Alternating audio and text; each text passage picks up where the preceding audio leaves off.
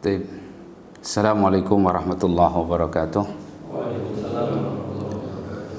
Bismillahirrahmanirrahim. Innal hamdalillah nahmaduhu wa nasta'inuhu wa nastaghfiruh wa natubu ilaih wa na'udzu billahi min shururi anfusina wa sayyiati a'malina. May yahdihillahu fala mudilla lahu wa may yudlil fala hadiya lahu. Asyhadu an la ilaha illallah wahdahu la syarika lahu wa asyhadu anna Muhammadan abduhu wa rasuluh sallallahu alaihi wa ala alihi wa sallama tasliman mazida. Ya ayyuhalladzina amanu taqullaha haqqa tuqatih wa la tamutunna illa wa antum muslimun. Ya ayyuhalladzina amanu taqullaha wa qulu qawlan sadida yuslih lakum a'malakum wa yaghfir lakum dhunubakum wa may yuti'illaha wa rasulahu faqad faza fawzan 'azima. Amma ba'du fa inna asdaqal hadithi kitabullah wa khairal hadi hadi Muhammadin sallallahu alaihi wa alihi wa sallam wa syarral umuri muhdatsatuha wa inna kulla muhdatsatin bid'ah wa kulla bid'atin dhalalah wa kulla dhalalatin finnar. Ma'asyiral ikhwah rahimani wa rahimakumullah. Alhamdulillah, marilah kita senantiasa bersyukur atas nikmat-nikmat Allah Subhanahu wa taala yang demikian pentingnya dalam kehidupan kita, dan kita tidak akan mungkin bisa menjalani kehidupan ini kecuali dengan nikmat-nikmat Allah Subhanahu wa taala tersebut. Karena itu berupayalah untuk terus bersyukur dan meningkatkan rasa syukur kita akan nikmat-nikmat Allah Subhanahu wa taala, sehingga Allah Subhanahu wa taala akan terus mengekalkan nikmat itu pada kita. Bahkan Allah Subhanahu wa taala akan menambahkan nikmat tersebut untuk kita. Ya, Allah Subhanahu wa taala berfirman, la in syakartum la azidannakum wa la in kafartum inna adzabi lasyadid. Jika kalian bersyukur, sungguh aku akan menambahkan nikmat itu atas kalian, dan jika kalian kufur, ketahuilah sesungguhnya azabku amatlah pedih. Jadi mari sekali lagi kita bersyukur dengan syukur yang sebenarnya. Ya, apalagi nikmat Islam, nikmat iman, nikmat hidayah. Ini nikmat yang paling penting dalam kehidupan kita, yang Allah Subhanahu wa taala tidak berikan kepada semuanya. Wa hatta orang yang punya nasab sangat dekat dengan hamba pilihannya, tapi belum tentu kemudian Allah berikan hidayah itu. Kita ingat bagaimana putranya Nuh alaihi salam, bagaimana pula dengan paman Rasulullah sallallahu alaihi wasallam. Bahkan dalam satu riwayat adalah kedua orang tua Rasulullah sallallahu alaihi wasallam, bapaknya Ibrahim Khalilur Rahman alaihi salatu wassalam. Mereka andaikan hidayah itu ditentukan oleh nasab, maka mereka lebih berhak mendapatkan hidayah. Tetapi Allah Subhanahu wa taala tidak memberikan kepada mereka hidayah. Justru dengan nikmat dari Allah Subhanahu wa taala kita diberi hidayah Islam, diberi hidayah al-iman.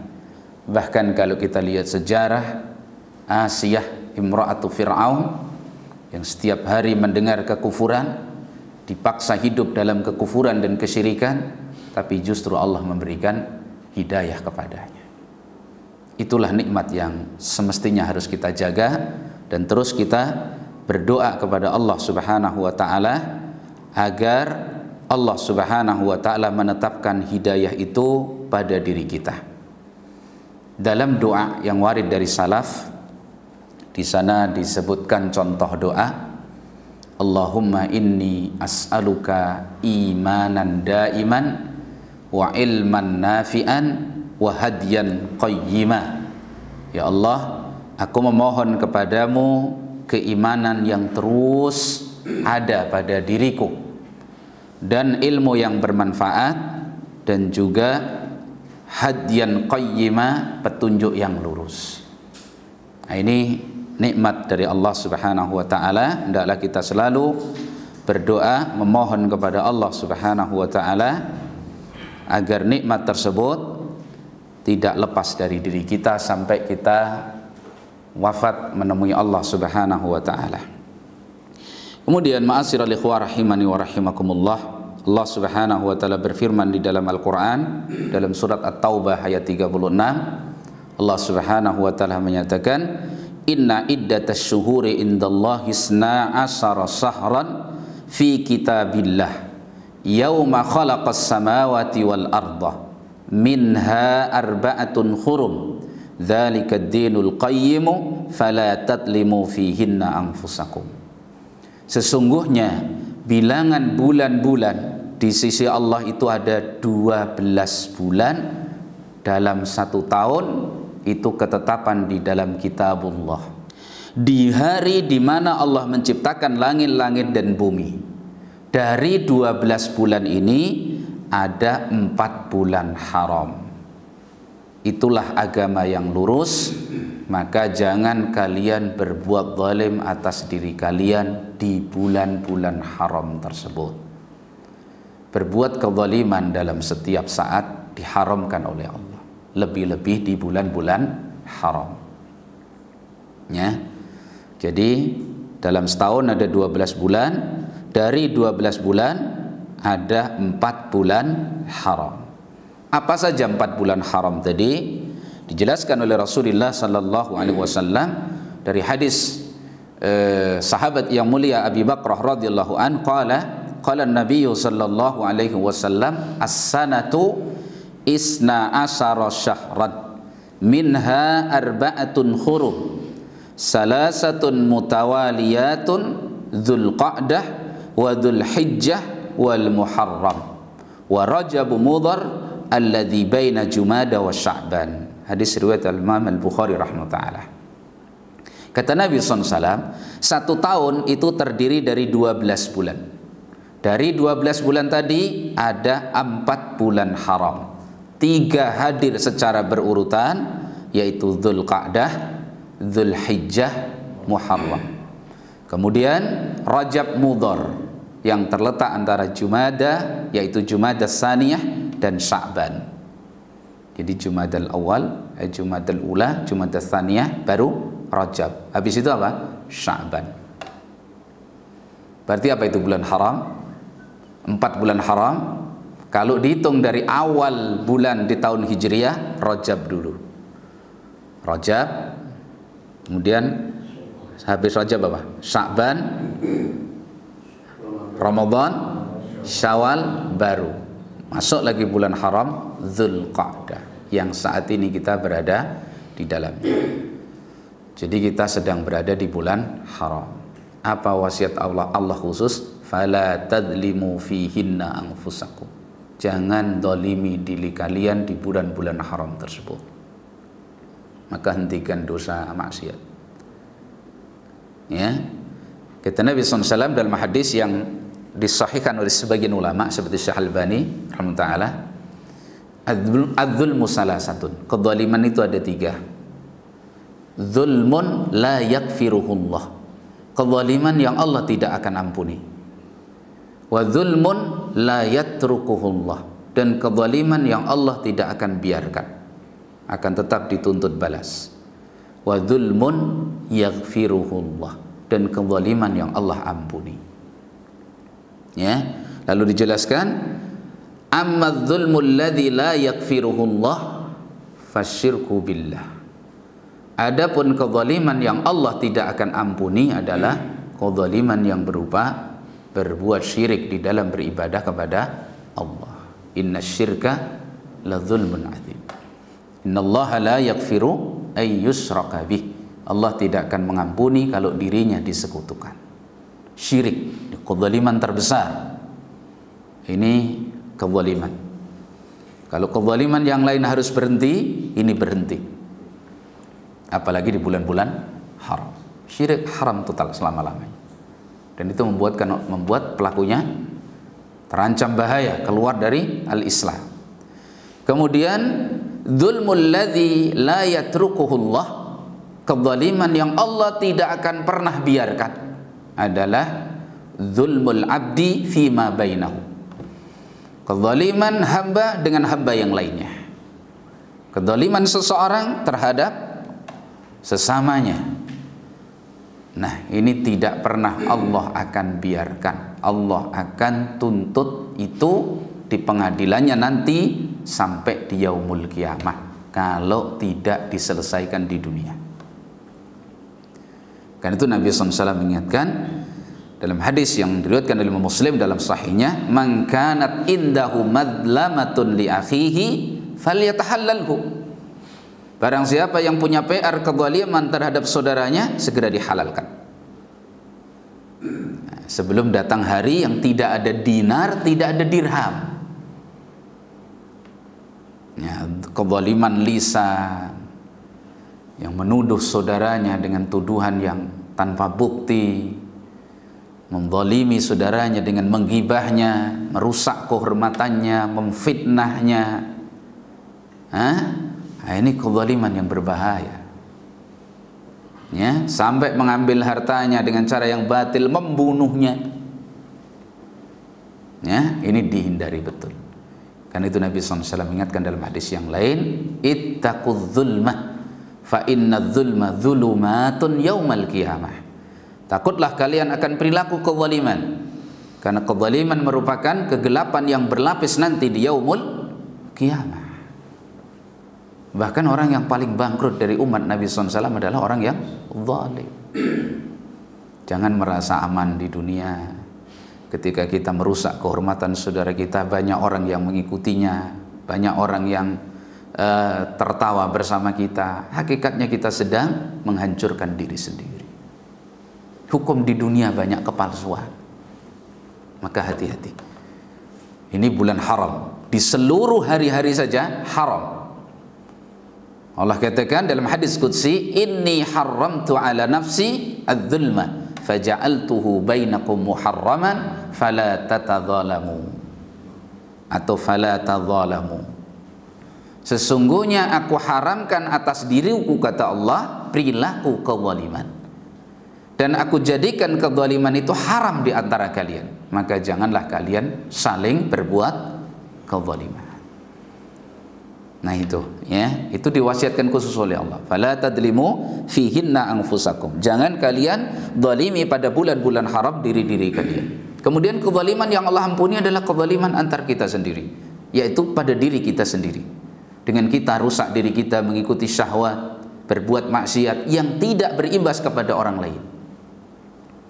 Seorang yang minum khamar, seorang yang menzalimi diri mereka sendiri. Makanya kalau seorang berbuat zalim, meskipun kezaliman ini imbasnya kepada orang lain, urusan sama Allah mudah. Tapi kalau belum selesai dengan sesama hamba, tetap akan dituntut oleh Allah Subhanahu wa ta'ala.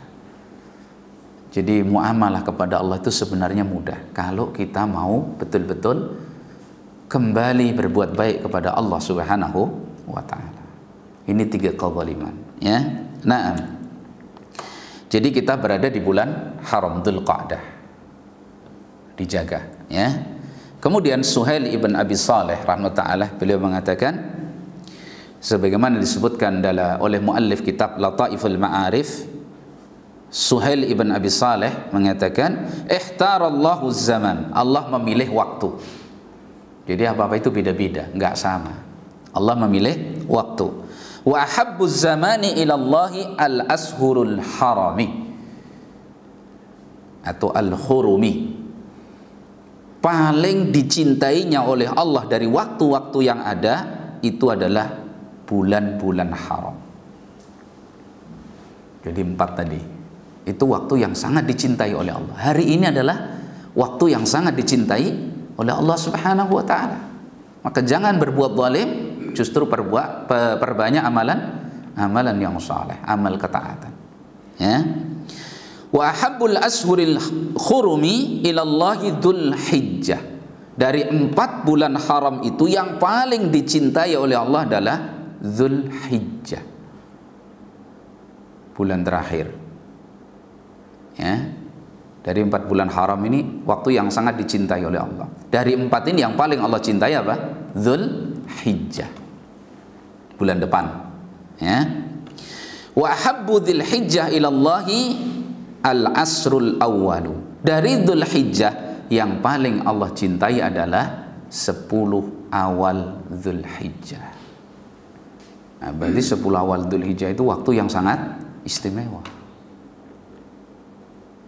Awal itu tidak harus 10 pas, awal-awal. Apalagi sampai selesai hari tasyrik. Nah, ini waktu-waktu yang istimewa. Nah, ya, maka perlu dipersiapkan. Nah, di waktu itu banyak sekali amal-amal yang diistimewakan oleh Allah Subhanahu wa taala, dari zikrullah, ada takbir, ada puasa, termasuk di dalamnya adalah al-udhiyah. Itu yang ingin kita bahas secara singkat, yaitu menyembelih korban. Ya, itu diantara amalan yang sangat istimewa yang Allah syariatkan, berada di 10 awal bulan Dzul Hijjah, di bulan haram yang paling istimewa. Di antara amalan yang sangat istimewa adalah menyembelih korban, ya. Sekarang hukmul udhiyah, kita bahas udhiyah ya secara ringkas. Hukum menyembelih korban. Ulama kita bersepakat menyembelih korban di hari yang ditentukan, yaitu 10 Dzul Hijjah ditambah 3 hari setelahnya, itu disyariatkan dengan kesepakatan ulama. Jadi masru' itu artinya disyariatkan. Nanti hukumnya berbeda. Jelas ya, masru'. Masru' itu ada, disyariatkan, dianjurkan, diperintahkan, begitu loh ya. Di dalam syariat kita ini dengan kesepakatan para ulama, dengan dalil Al-Qur'an, dalil dari sunnah, dan dalil dari ijma. Jadi 3 dalilnya, Al-Quran, dalil hadis, sunnah, dan ijma, ya.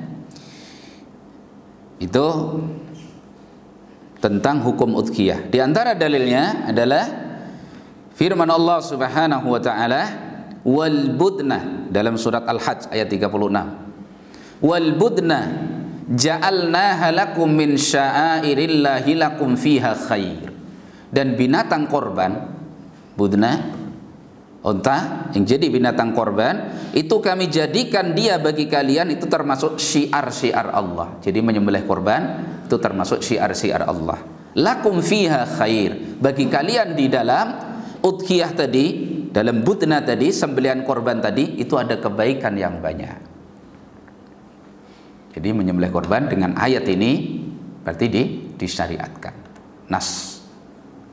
Jelas ya, dalil disyariatkannya. Kemudian ayat Allah Subhanahu wa taala dalam surat Al-Kautsar ayat nomor 2. Fasholli li rabbika wanhar. Dan salatlah engkau karena Tuhanmu, wanhar, dan sembelihlah korban. Takdirnya fasholli li rabbika wanhar li rabbika, dan laksanakan salat karena Tuhanmu, dan sembelihlah korban juga karena Tuhanmu. Ini ibadah. Berarti dalil Quran menyatakan udhiyah masru', disyariatkan. Jelas ya? Nah, kemudian dari hadis Rasulullah sallallahu alaihi wasallam, dalilnya dari hadis Nabi sallallahu alaihi wasallam yang diriwayatkan oleh Imam Al-Bukhari di dalam sahihnya dari Anas ibn Malik radhiyallahu anna Nabiyya sallallahu alaihi wasallam kana yudhi bi kabshaini amlahaini aqranaini wa wada'a rijlahu ala safhatihima wa yadbahuhuma biyadihi. Kata Anas bin Malik radhiyallahu an, adalah Rasulullah sallallahu alaihi wasallam, beliau menyembelih korban 2 ekor kibas yang sangat bagus warna kulitnya, amlah, sangat bagus, putih, ada garis hitam, atau hitam ada garis putih. Akrona ini bertanduk, dua-duanya punya tanduk, gagah lah gitu, ibarat laki-laki ya, binatangnya gagah. Beliau ketika menyembelih meletakkan kakinya, dalam riwayat kaki beliau yang kiri, di atas bahu atas kambing ini tadi, kemudian beliau sembelih sendiri dengan tangan beliau. Jadi kakinya kayak diinjakkan, itu cara menyembelihnya. Itu ya. Nah, itu na'am. Terus disembelih. Ya, ini dalil bahwa Nabi juga melakukan apa? Korban. Jelas, dalil Al-Quran, dalil dari sunnah menunjukkan bahwa menyembelih korban disyariatkan. Dan ijma' ulama bahwasanya udhiyah masyru'ah. Nah, ini dengan adanya dalil semacam ini membuat kita tumakninah bahwasanya ketika kita mampu melaksanakan ibadah korban di Idul Adha, ini merupakan amalan yang memang agung dan disyariatkan, dan Nabi SAW tidak pernah meninggalkannya. Demikian juga para sahabat ketika mereka mampu. Ya, nah, taib. Kemudian kalau disyariatkannya sepakat dengan dalil dari Al-Quran, dari As-Sunnah, nanti ayat-ayat yang lain banyak yang menunjukkan hal itu.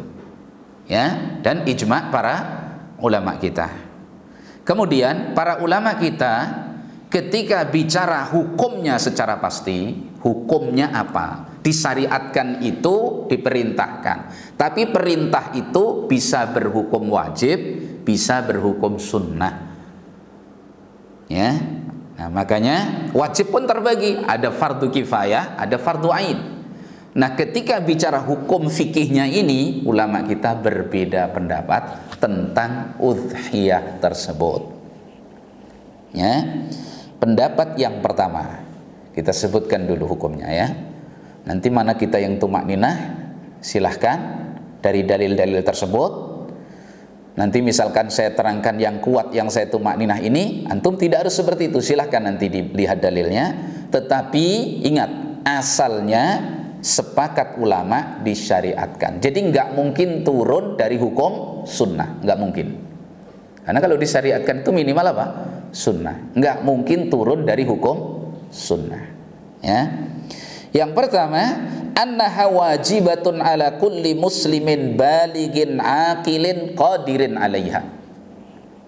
Bahwasanya menyembelih udhiyah itu adalah wajib atas setiap muslim. Namanya fardu ain. Fardu ain, ya. Wajib atas setiap muslim yang sudah balik, berakal, dan dia mampu untuk udhiyah tersebut. Ini pendapat yang pertama, ya. Qala al-Auza'i wal Lais wa Abu Hanifah wa ihda riwayataini 'anil Imam Ahmad. Ini adalah pendapat yang dipilih oleh Imam Al-Auza'i, Imam Lais, Abu Hanifah, salah satu dari dua riwayat Imam Ahmad.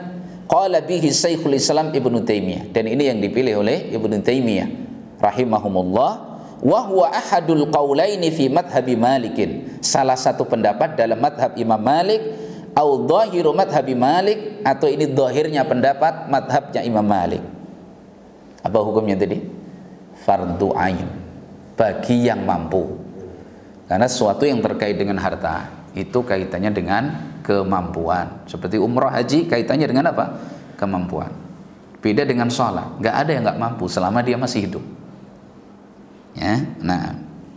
Dalilnya yang pertama ayat Allah tadi, fasalli li rabbika wanhar, maka salatlah untuk Tuhanmu dan sembelihlah korban. Wanhar itu fi'il amr, fi'il yang artinya perintah. Kalau itu perintah, asalnya membawa tuntutan wajib, sedang tidak ada dalil yang memalingkannya. Menurut mereka begitu. Ini dalil yang berpendapat wajib, ya. Nah, kemudian dalil yang kedua dari hadis Nabi SAW yang dikeluarkan oleh Imam Bukhari dan Imam Muslim dalam sahihnya dari sahabat Jundub radhiyallahu an, qala Rasulullah sallallahu alaihi wasallam, Rasulullah SAW bersabda, man kana dhabaha udhiyatahu qabla ay yusalliya falyadbah makanaha ukhra wa man lam yakun dhabaha falyadbah bismillah. Rawahu Muslimun wa rawahu Al-Bukhari rahimahumullah. Sahabat Jundub radhiyallahu anhu mengatakan, Nabi SAW bersabda, siapa yang menyembelih udhiyahnya sebelum dilaksanakan sholat id, hendaklah dia sembelih udhiyah yang lain sebagai gantinya. Karena dia sembelih sebelum waktunya, berarti nggak dihukumi sah. Ya. Dan siapa yang belum menyembelih, maka hendaklah dia sembelih dengan menyebut nama Allah. Berarti udhiyah yang diniatkan tapi disembelih sebelum salat tidak dihukumi udhiyah. Itu daging sebagaimana daging biasa. Mana dalil wajibnya? Nabi suruh ganti. Kalau itu sunnah, enggak diganti tidak apa-apa. Nabi suruh tebus, suruh ganti. Barang siapa yang sembelihnya sebelum salat, hendaklah dia sembelih yang lain. Ini perintah, falyatbah, fi'il amr, perintah. Fi'il mudhari' yang ketemu lam amr, itu namanya juga fi'il amr. Falyatbah, lamnya itu lam amr. Maka hendaklah dia sembelih. Perintah Rasul apa hukumnya? Wajib.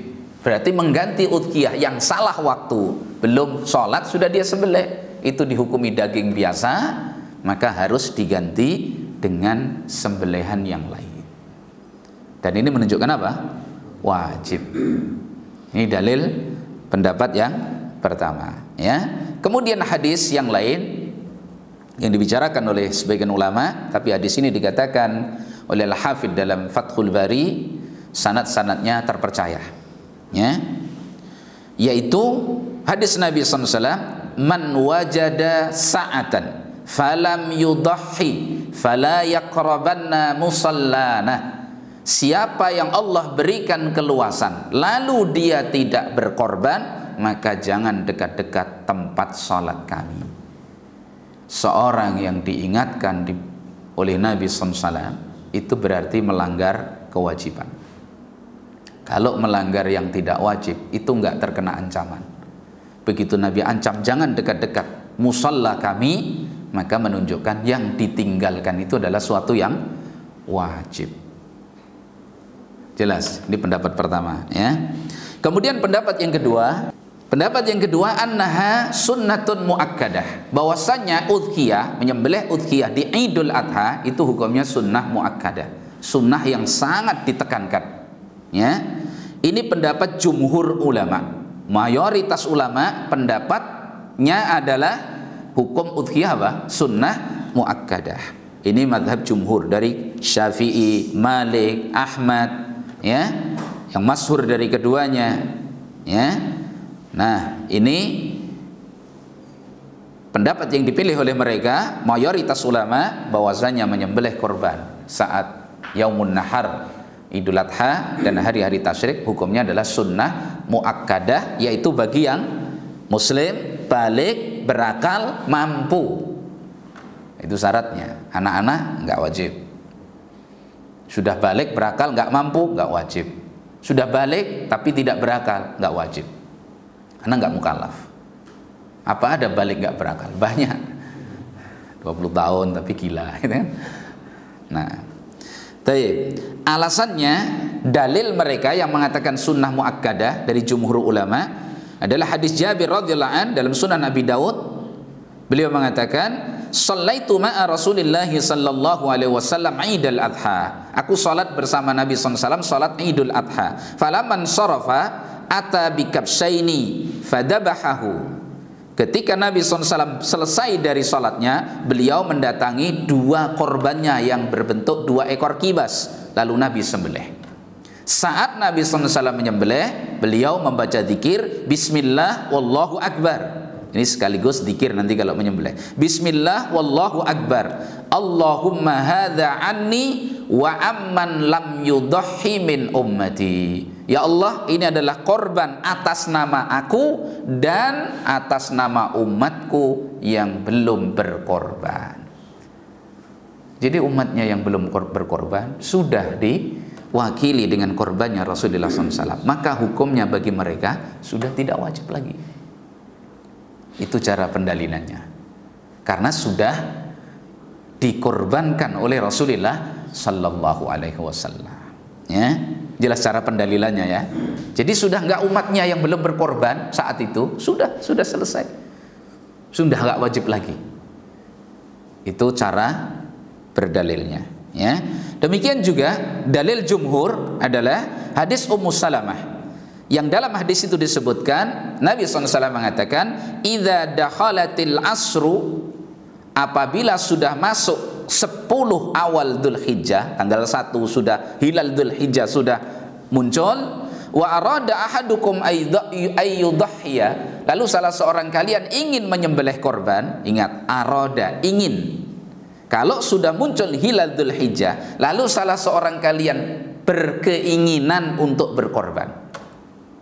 Ingat, berkeinginan, berarti boleh nggak? Kalau nggak ingin, boleh. Boleh milih mau berkorban apa tidak, gitu loh kata jumhur. Karena kata Nabi, siapa yang ingin berkorban? Berarti yang nggak ingin berkorban nggak kena hadis ini, gitu loh.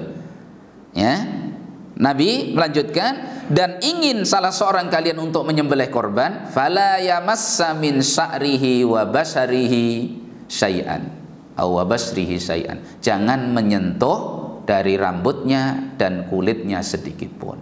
Itu loh, kalau korban, sudah niat mau berkorban, masuk tanggal 1 Dzulhijjah, nggak boleh motong kuku, nggak boleh cabut rambut, nggak boleh cukur dan seterusnya.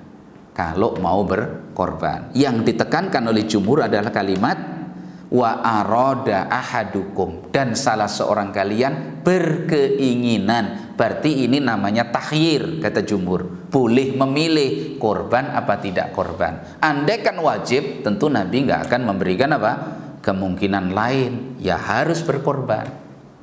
Jelas, maksudnya bukan arada, bukan siapa yang ingin, ya siapa yang memang harus berkorban. Ketika Nabi katakan dan salah seorang kalian ingin, berarti boleh memilih. Andaikan tidak bermaksud berkorban, tidak terkena beban dosa. Ini menunjukkan hukumnya apa? Sunnah. Kenapa ditekankan? Karena memang dalilnya sangat menekankan untuk dilaksanakan apa? Udhiyah. Ya. Nah, taib. Itu hukumnya. Sehingga Syekh Muhammad ibn Shalih Al-Utsaimin rahimahullahu taala ketika selesai menerangkan ini, menguraikan ini dengan dalil-dalilnya, ya, maka beliau ini antara menguatkan sunnah muakkadah, tapi beliau juga sangat melihat kuatnya dalil yang mewajibkan.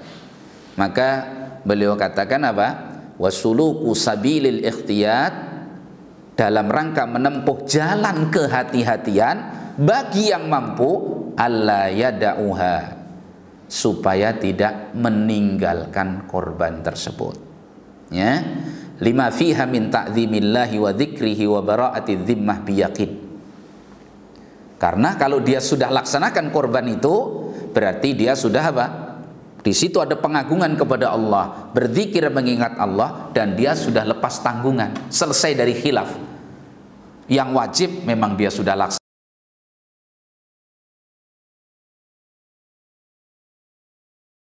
Sunnah muakkadah dia juga sudah laksanakan. Itu solusi yang dipilihkan oleh Syekh Ibnu Utsaimin, karena dalil yang mewajibkan begitu kuat. Itu. Kemudian saya pernah baca atau saya dengar muhadharah Syekh Ali Hasan rahimahullahu taala. Dulu beliau menulis kitab Ahkamul Udhiyah, di situ beliau menguatkan pendapat yang wajib. Lalu kemudian beliau tulis dan beliau sampaikan, beliau memilih beralih ke pendapat jumhur ulama. Di antara dalil yang beliau sampaikan adalah karena Abu Bakar As-Siddiq dan Umar pernah tidak menyembelih korban. Ya, dua sahabat Nabi SAW pernah tidak menyembelih korban, padahal keduanya mampu. Ini menunjukkan hukumnya sunnah muakkadah, tidak sampai derajat wajib. Karena apa yang dilakukan Abu Bakar dan Umar ini termasuk dalil. Nabi SAW mengatakan dalam hadis, iqtadu billadaini min ba'di Abi Bakrin wa Umar. Ikuti oleh kalian dua orang yang setelahku, Abu Bakar dan Umar. Jelas ya hukum-hukum udhiyah. Nah, dalam hal ini wallahu a'lam, ana tumakninah sebagaimana disampaikan oleh Syekh Muhammad ibn Shalih Al-Utsaimin, madhab jumhur kuat sunnah muakkadah, tapi dalil yang mewajibkan itu juga perlu kita perhatikan. Maka barang siapa yang mampu untuk berkorban, hendaklah dia betul-betul upayakan untuk bisa melaksanakan udhiyah tersebut di waktu yang ditentukan. Ya. Nah, ukuran mampu, ketika harta itu dia belikan binatang korban atau dia sudah punya binatang korban, dia korbankan, itu tidak mengganggu kehidupannya. Itu ukuran mampu. Tapi kalau habis berkorban dia harus cari-cari, kehabisan dana, sehingga habis itu dia ngutang sana atau mungkin tersusahkan hidupnya, berarti dia tidak mampu. Memaksakan diri tidak boleh. Karena ibadah ini dikaitkan dengan apa? Kemampuan. Ulama menjelaskannya begitu, kemampuan itu. Ada yang mengatakan mampu itu dengan nisab zakat. Siapa yang terkena zakat mal, bukan zakat fitr, zakat mal, berarti dia mampu. Siapa yang tidak, berarti tidak mampu. Nah, ukuran zakat mal kalau emas berapa? 80 gram. 80 gram harganya berapa sekarang? 1 juta. 80 juta. Itu. Di sini kayaknya nggak ada yang punya emas. Makanya nisab zakat itu ada 2 loh ya.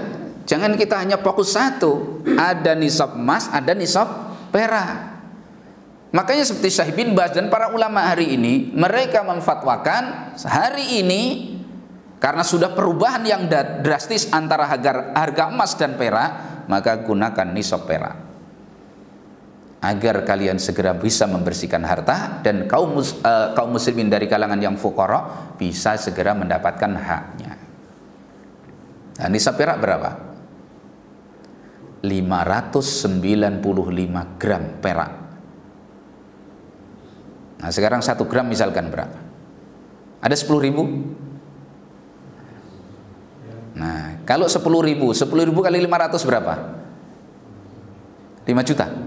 5 juta apa? 5 juta. Nah, jadi 6 juta sudah zakat. Insya Allah kena zakat semua, kan gitu. Kalau nunggu yang 80 juta tadi, lah, nggak aman antum ini kan. Itu kalau 10.000 harganya. Lah kalau perak cuma 7.000, ya harganya segitu. Ya, nah maka seperti Syekh bin Baz kan pakai nisab perak, jangan pakai nisab emas. Karena sudah beda. Dulu perak sama emas itu masih berimbang harganya. Nah, sekarang jauh harganya. Emas 700, perak 10.000, nggak nyampe misalkan. Nanti dicek ya harganya berapa. Nah, upayakan yang punya harta itu segitu. Kadang-kadang kita punya uang 5 juta sudah harus zakat, beredar 1 tahun. Nah, ini kan dagang-dagang mulai sukses, alhamdulillah ya. Nah, baik. Kemudian kedua yang kita bicarakan surutul udhiyah, syarat-syarat binatang korban. Yang pertama, annaha min bahimatil an'am, bahwasanya harus berasal dari binatang ternak yang ditunjuk oleh syar'i. Ya, sebagaimana firman Allah Subhanahu wa taala, wa yadhkuru smallahi fi ayyamin ma'lumat ala ma razaqahum min bahimatil an'am.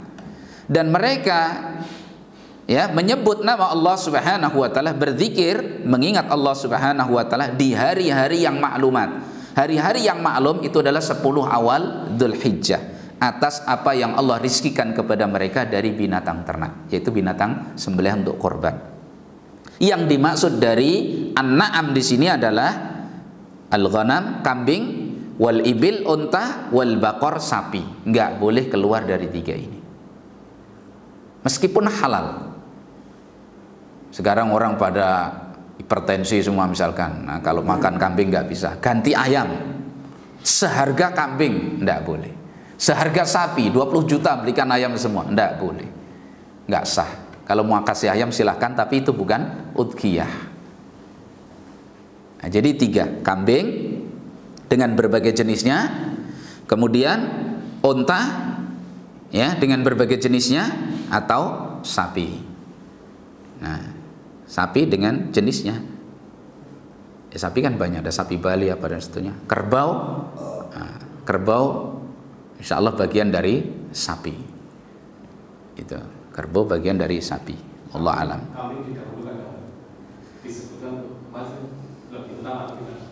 Nanti utama dan tidak melihat keadaan. Itu kan ada sisi utama dari sisi dagingnya, sisi utama dari jenisnya. Beda-beda. Itu ya. Nah, jadi kalau kambing gemuk bagus untuk 1 orang dan keluarganya itu lebih afdal daripada sapi dengan 7 orang daripada unta dengan 7 orang. Nah gitu. Kambing yang bagus. Kibas lah, kibas. Ya, nah itu na'am.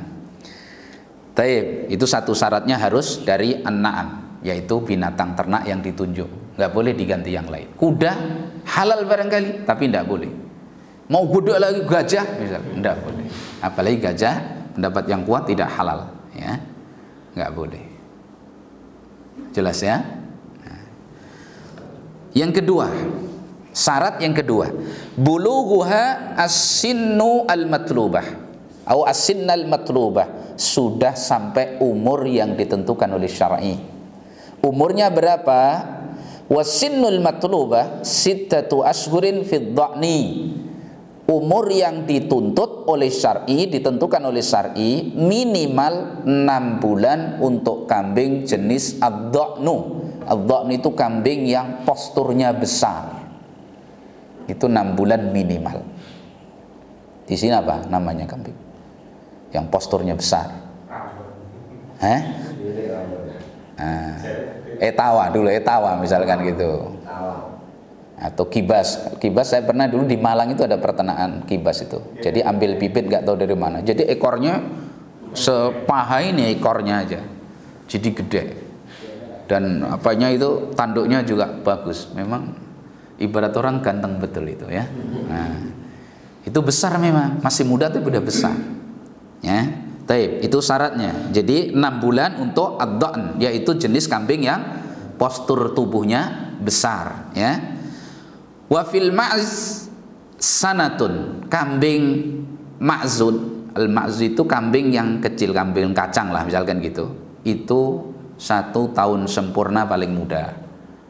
1 tahun sempurna, umurnya harus 1 tahun. Makanya ini bagian pencari korban untuk tempat kita betul-betul harus tahu. Dan jangan hanya percaya kepada penjual. Penjual itu kadang-kadang karena motivasinya laku yang penting. Kurang 3 bulan dibilang udah cukup ini. Kurang setahun udah 2 tahun. Nah, kita harus kenali betul. Namanya orang jualan, kan gitu. Ya, nah, makanya perlu pengalaman cirinya kalau sudah setahun itu apa? Kan masing-masing ada cirinya itu. Ya. Wa fil baqari sanatan. Kalau sapi minimal sempurna 2 tahun. Pakai hitungan hijriah lah ya. 2 tahun. Jadi kalau secara Masehi 2 tahun sudah cukup, hijriah pasti lebih cukup. Karena lebih kecil jumlah ya.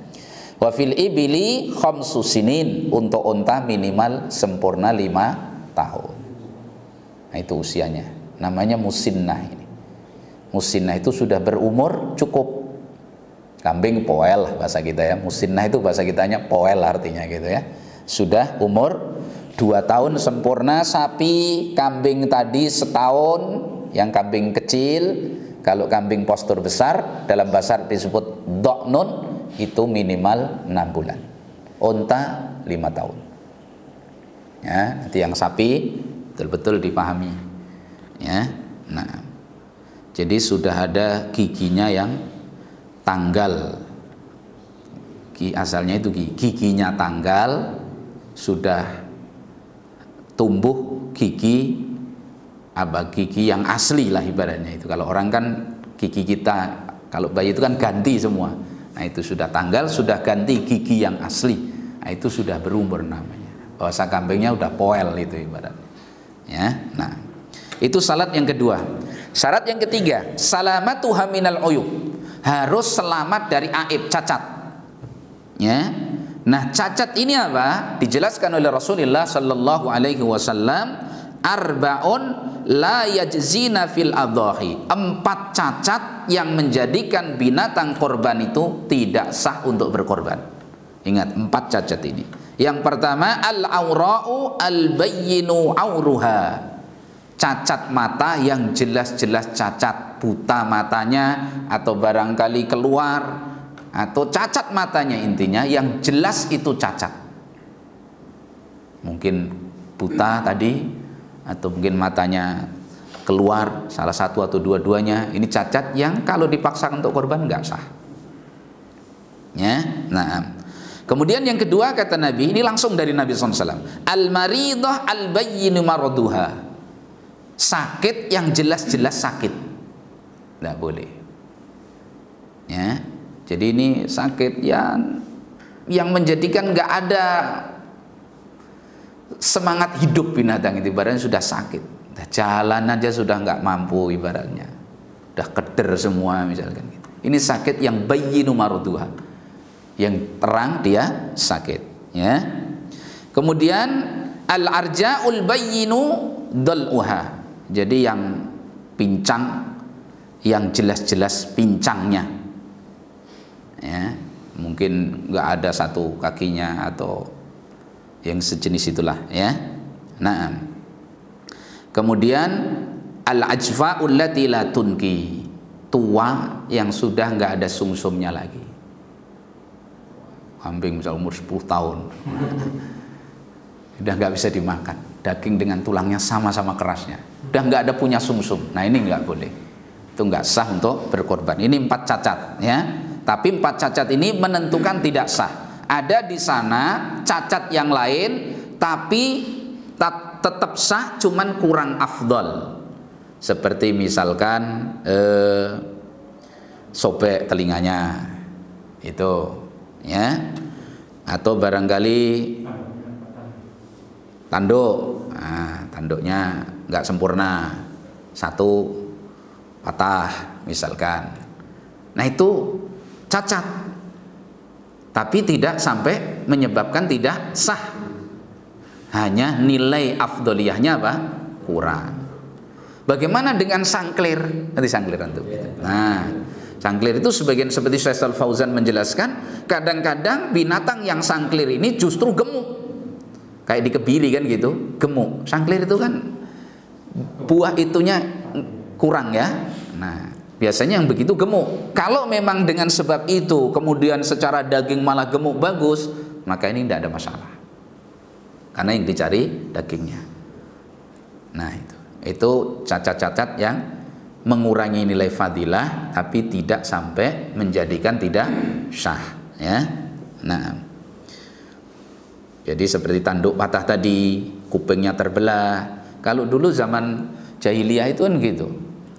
Jadi binatang itu digores telinganya kalau sakit apa tuh, supaya aman, tidak terganggu oleh penyakit, ya, ibarat itu perbuatan syirik memang, tapi dulu terjadi begitu, ya, dilubangi telinganya. Nah itu nggak tahu sekarang mungkin terjadi apa enggak, artinya mungkin dengan cara yang berbeda tetapi niatnya sama, ya. Nah, baik. Jadi kalau pilih binatang korban ya kembali ke hadis Nabi SAW, innallaha thayyibun la yaqbalu illa thayyiban. Allah itu baik, tidak menerima kecuali yang baik. Upayakan yang terbaik, ya. Kemudian ketentuan yang lain syaratnya hurmatu bai'iha, nggak boleh dijual. Artinya kalau antum misalkan di kandang itu punya binatang yang memang sudah antum niatkan untuk korban, ini untuk korban, itu sudah nggak boleh dijual. Meskipun ditawar orang dengan harga yang mahal, nggak boleh dijual, karena berarti itu sudah diikrarkan untuk Allah. Nggak boleh, ya. Jadi kalau sudah ditakyin itu sudah ditentukan ini untuk korban, berarti itu sudah milik Allah, untuk Allah, nggak boleh dijual, ya. Tidak boleh dijual, nggak boleh diberikan kepada orang lain, pokoknya nggak boleh diperlakukan kecuali untuk korban. Nah itu. Bagaimana kalau harta kita dijaga? Makanya kalau kita punya harta, udah ini pokoknya insya Allah saya siapkan untuk korban, dah diniatkan begitu, ini dijaga, jangan sampai tertukar dengan yang lain. Artinya jangan sampai nggak jadi, meskipun tidak sebagaimana binatang, tapi untuk kehati-hatian, karena kita sudah ikrarkan untuk Allah. Karena kadang-kadang manusia itu berubah, ya. Mungkin punya kendaraan misalkan, ini kendaraan saya ini udahlah untuk kaum muslimin, itu sudah wakaf, nggak boleh kemudian kita pakai sendiri, apalagi kita jual untuk kepentingan kita sendiri, sudah nggak boleh. Dia sudah wakafkan di jalan Allah. Allah mendengar, Allah tahu. Apalagi udah sampaikan misalkan begini, nih misalkan mobil saya ini udah untuk kaum muslimin, tapi saya aja yang rawat. Silahkan dia rawat, nggak apa-apa, itu tambah ihsan dia, perbuatan baik dia. Tapi kok kemudian suatu saat kepepet nih saya jual, nggak boleh jual yang lain, jangan itu. Mending jual rumah daripada itu punya Allah, wakaf kok dijual. Ya, nah, taib. Dan boleh dinaikin, boleh, ya. Binatang korban boleh dinaikin, unta atau sapi dinaikin boleh, ya. Karena Nabi SAW dalam hadis Abu Hurairah, ada seorang sahabat itu dilihat oleh Nabi SAW menggiring untanya untuk korban itu, ya. Maka kata Nabi SAW, irkabha, naiki. Ya, kata dia, ya Rasulullah itu korban, binatang korban. Kata Nabi, naiki. Gitu. Sampai diulang sama lagi 2 atau 3 kali. Ya, bukan wajib naik gitu loh. Tapi seorang yang memahami karena ini binatang korban berarti sakral, nggak boleh dinaiki, itu yang ditolak oleh Rasulullah SAW. Makanya Nabi suruh orang ini naiki binatang tersebut. Kemudian syarat yang kelima, dabhuha fi waqtihal muhaddad. Harus disembelih di waktu yang ditentukan oleh syar'i. Makanya tadi siapa yang menyembelih sebelum salat, falyu'id, hendaklah diulang. Falyatbah makanahu ukhra, hendaklah disembelih di waktu sebagai gantinya binatang yang lain sebelum salat. Yang paling aman setelah imam selesai salat. Itu barangkali salat kita udzur, barangkali sakit atau apa di rumah, nggak bisa hadir ke musalla, atau karena barangkali udzur yang lain sehingga kita nggak bisa, padahal kita korban. Yang paling selamat tunggu sampai imam selesai salat id. Karena ada pendapat ulama yang batasan akhirnya itu adalah selesainya salat imam rawatib, imam yang memimpin salat kita itu. Nah itu. Tadi kalau setelah imam udah selesai semua, nggak ada, kita lepas dari ikhtilaf di kalangan para ulama, ya. Nah, waktu yang ditentukan apa? 1, yaumun nahar, hari sembelihan, yaitu tanggal 10 Dzulhijjah, ba'da apa? Inqidha'i salat Idul Adha, setelah selesai salat Idul Adha, kemudian ditambah 3 hari setelahnya. Jadi tanggal 11, 12, 13, nah ini waktu yang ditentukan oleh syari untuk menyembelih binatang korban. Gitu, ya. Nah, jelas ya itu waktunya. Dah, itu syarat-syarat udhiyah.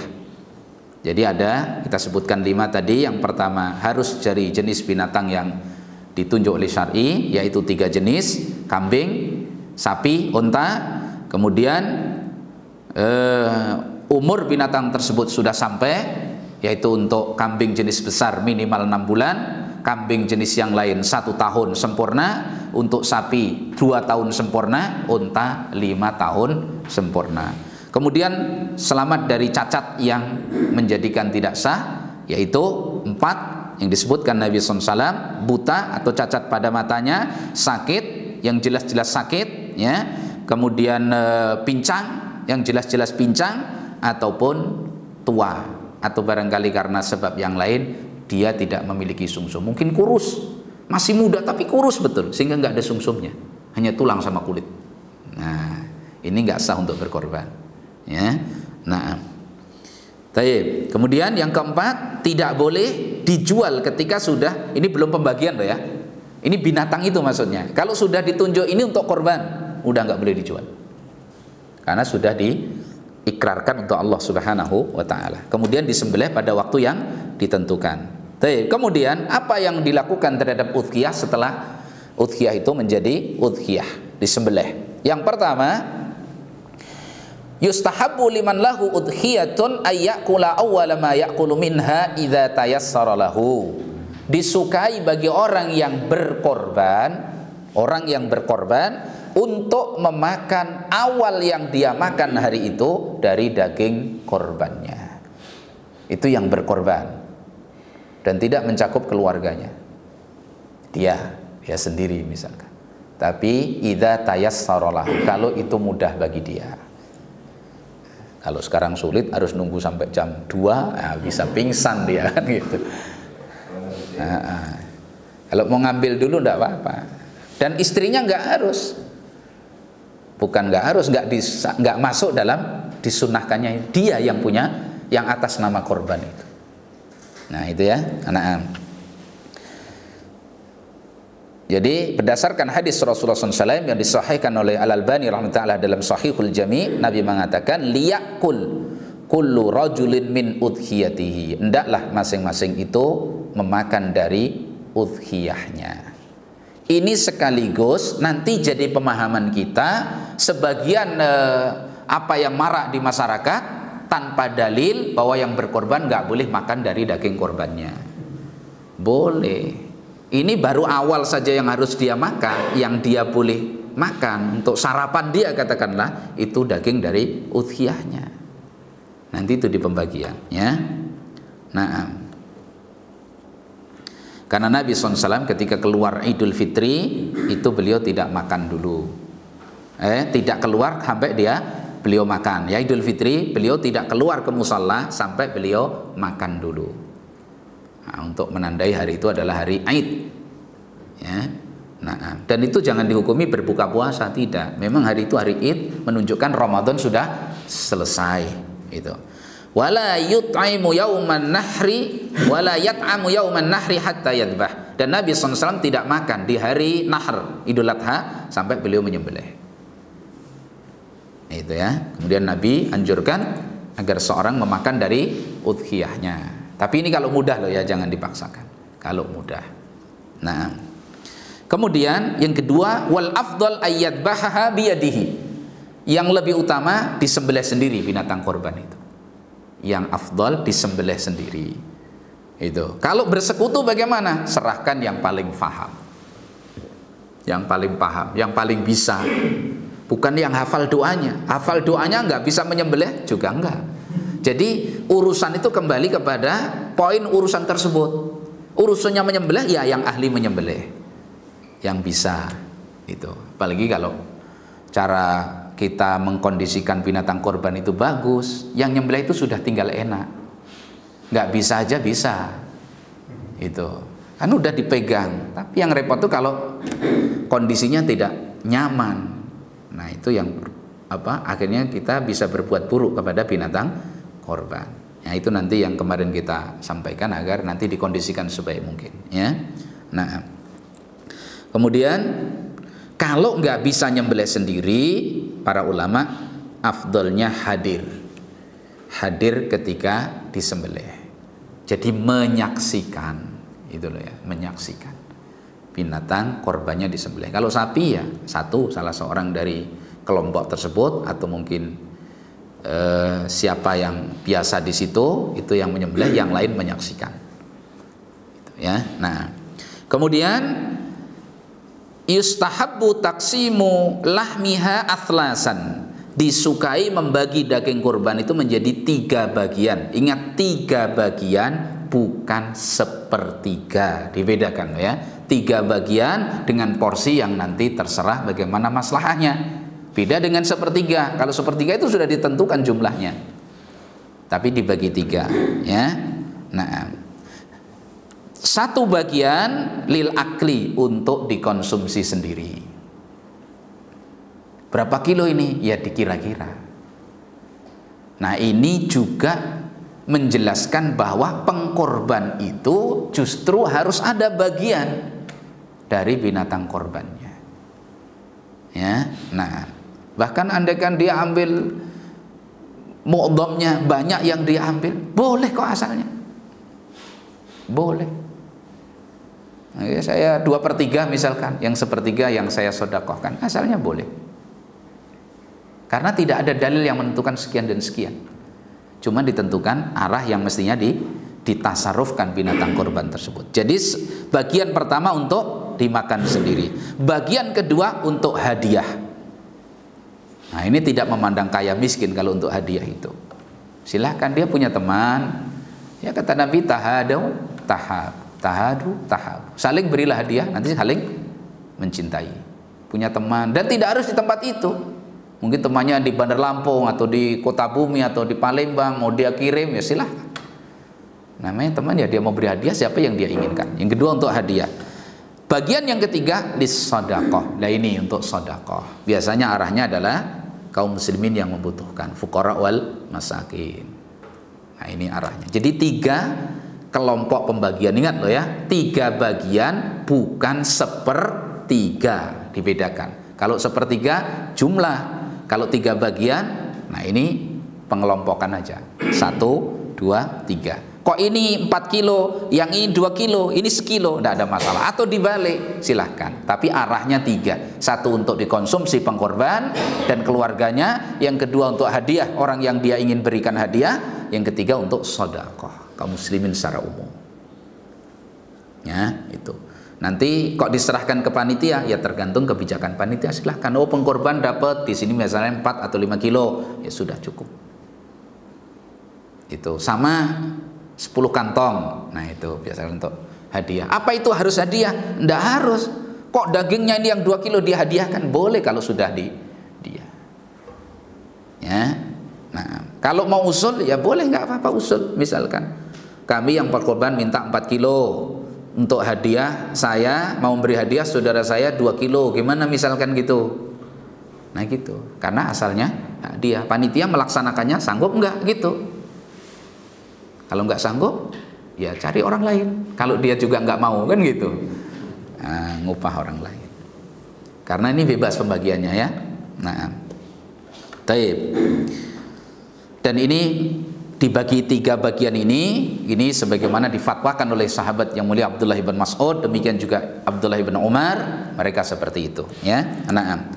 Kemudian yang keempat, kama ittafaqal ulama wa annahu la yajuzu bai'u syai'in min lahmiha aw sahmiha aw jildiha. Sebagaimana ulama sepakat tidak boleh dijual sedikit pun dari binatang korban itu, baik kulitnya ya ataupun apalagi dagingnya, tulangnya, pokoknya semua nggak ada yang boleh dijual dari binatang itu, sampai perangkat yang ada di situ nggak boleh dijual.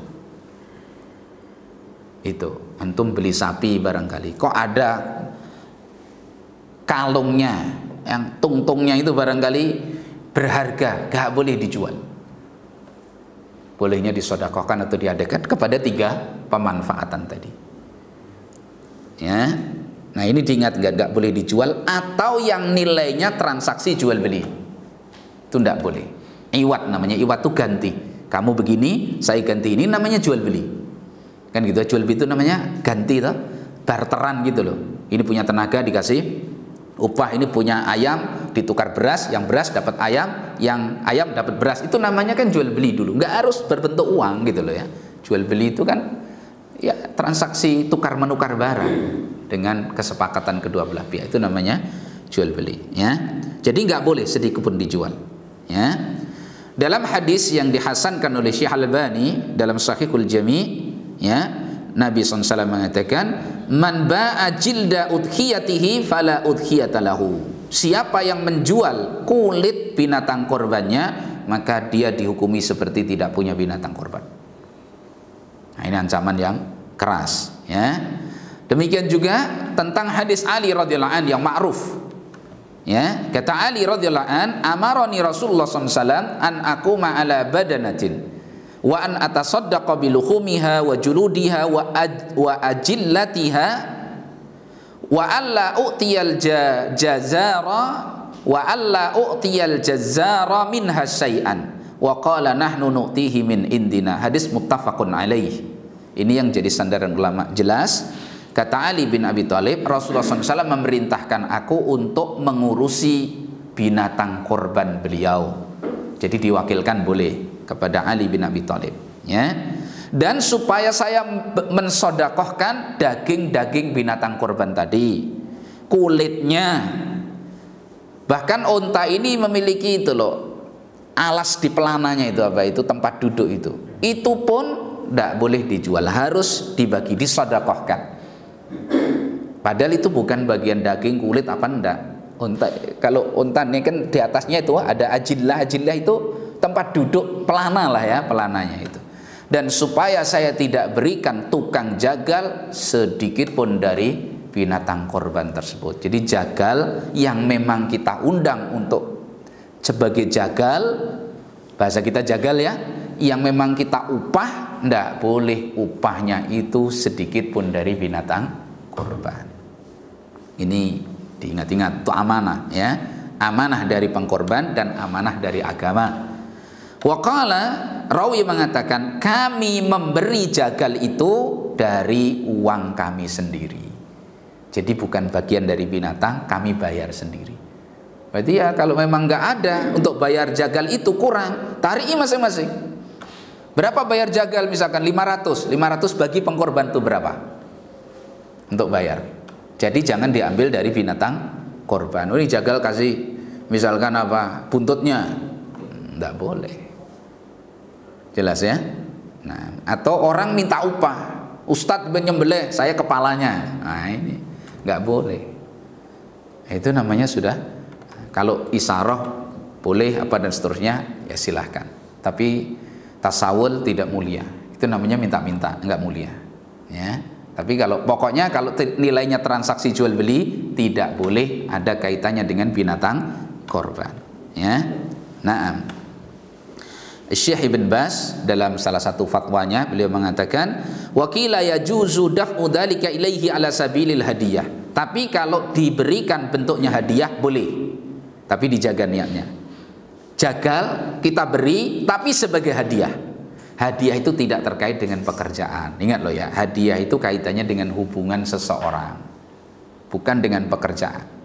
Jadi kalau memang dia nggak jagal saat itu, memang kita juga biasa dan niat berikan hadiah, silahkan, berarti itu hadiah.